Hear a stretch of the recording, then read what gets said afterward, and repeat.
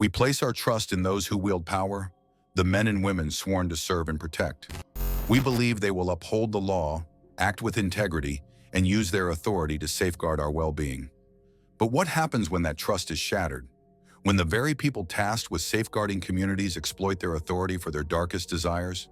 In the Philippines, a town called Calauan would bear witness to a crime so vicious, so unimaginable, that it shook the nation and exposed a chilling truth. Sometimes power can be a license for evil. This is the story of Mayor Antonio Sanchez, a man whose immense wealth and influence masked a terrifying capacity for cruelty, and of two innocent lives, Aileen Sarmenta and Allan Gomez, destroyed in a night of horror that still haunts the Philippines to this day. On the morning of Tuesday, June 29, 1993, the quiet dormitories of the University of the Philippines Los Baños were pierced by a growing sense of panic.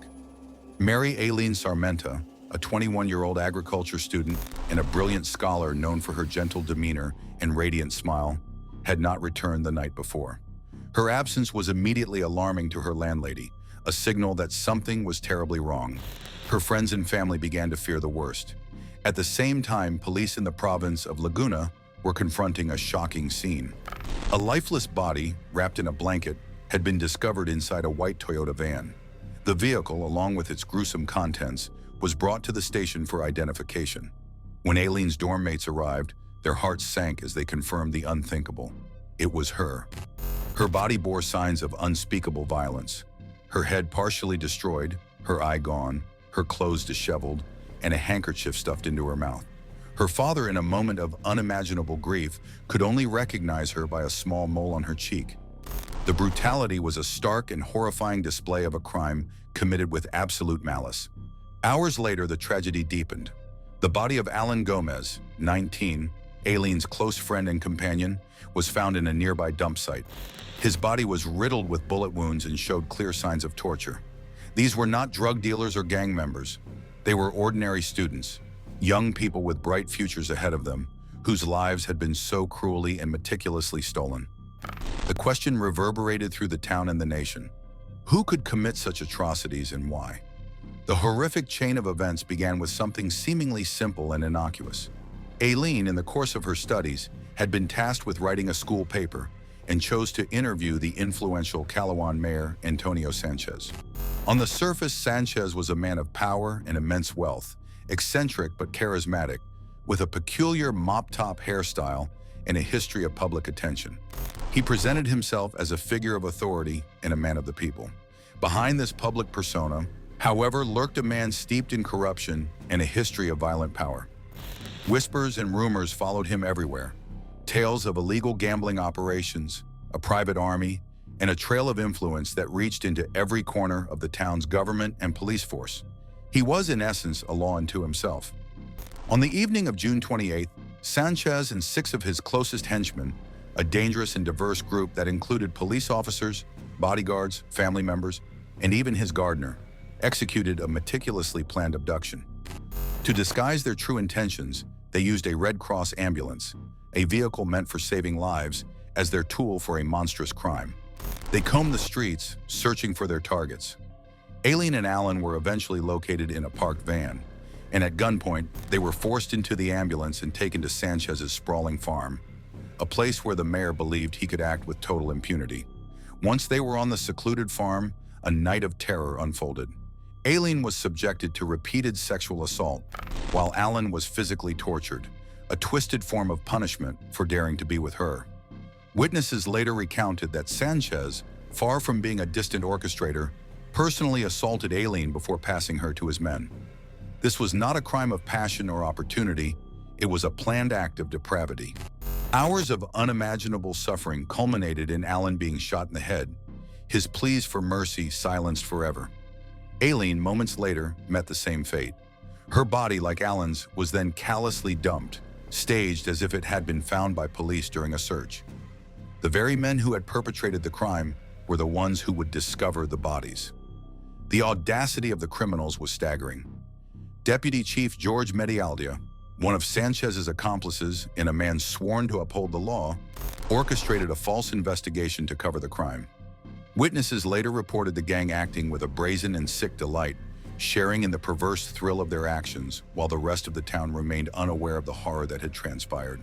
For a brief, terrifying moment, it seemed that the powerful might evade justice entirely, that the twin murders of two bright young students would simply be brushed aside.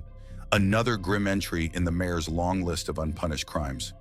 But cracks began to appear in their carefully constructed facade of lies. The truth, as they say, has a way of coming out.